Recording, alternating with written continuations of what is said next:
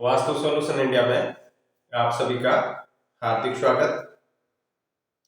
आज वास्तु का जो विषय है वो है बंटवारा और उससे होने वाले प्रभाव। वर्तमान समय में कुछ फैमिलीज जो है वो न्यूक्लियर फैमिलीज ही है, तो उनको बंटवारे की समस्या का या बंटवारे से होने वाले इफेक्ट्स का सामना नहीं करना पड़ता है। लेकिन ज्यादातर परिवार संयुक्त परिवार होते हैं, 2-3 भाई होते हैं और वो अपने हिसाब से अपने घर का बंटवारा करते हैं और फिर कहने को ये मिलता है कि इसके बच्चे इतने इंटेलिजेंट क्यों, मेरे बच्चे इंटेलिजेंट कम क्यों, या मेरा ये काम नहीं हो रहा है, इनका ये काम हो रहा है, या कोई आदमी बीमारी से ग्रस्त है और कोई स्वस्थ है।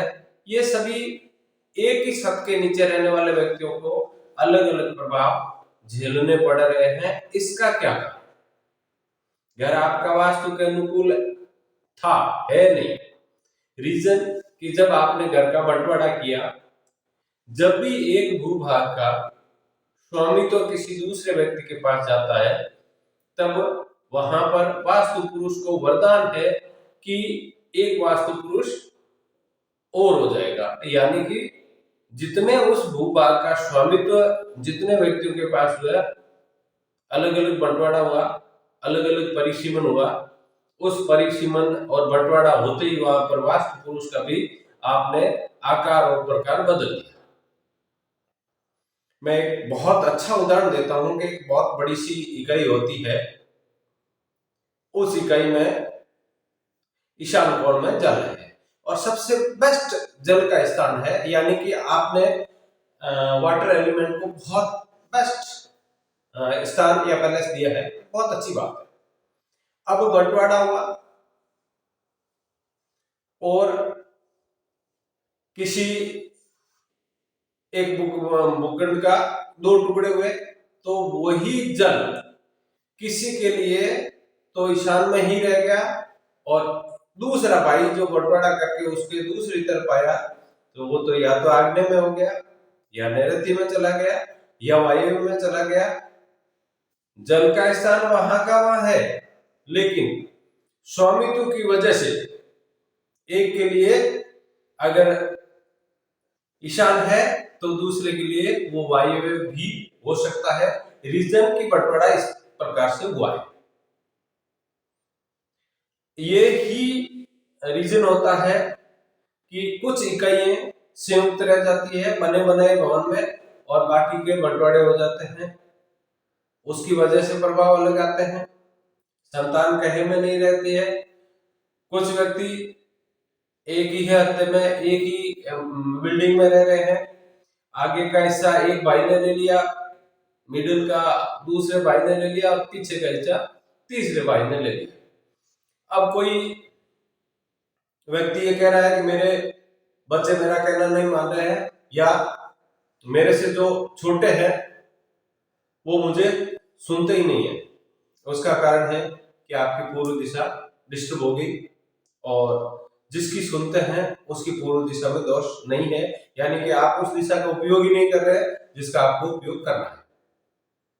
मैं आपसे यही कहूंगा कि जब भी प्रॉपर्टी का बंटवारा करें, 2 भाइयों में, 3 भाइयों में, 4 भाइयों में, 5 भाइयों में, कितने भी उसका डिवाइडेशन करें, तो एक छत दूसरी छत तीसरी छत ऐसे डिवाइडेशन करें जिससे कि जो इकाई जहां पर है वो वहीं रहेगी कि रसोई के ऊपर रसोई होती है, शयन कक्ष के ऊपर शयन कक्ष होता है, शौचालय के ऊपर शौचालय होता है, ड्राइंग रूम के ऊपर ड्राइंग रूम है, तो आपकी वास्तु में बदलाव नहीं आएगा, अन्यथा बदलाव आएगा और एक ही छत के नीचे रहते हुए आपको अलग अलग परिणाम झेलने पड़ते हैं। जैसे कहने और सुनने में मिलता है कि जुड़वा भाइयों में फर्क क्यों आता है, उसका भी कारण यही होता है कि समय की जो सबसे सूक्ष्म इकाई होती है वहां पर गणना में भूल हो जाती है।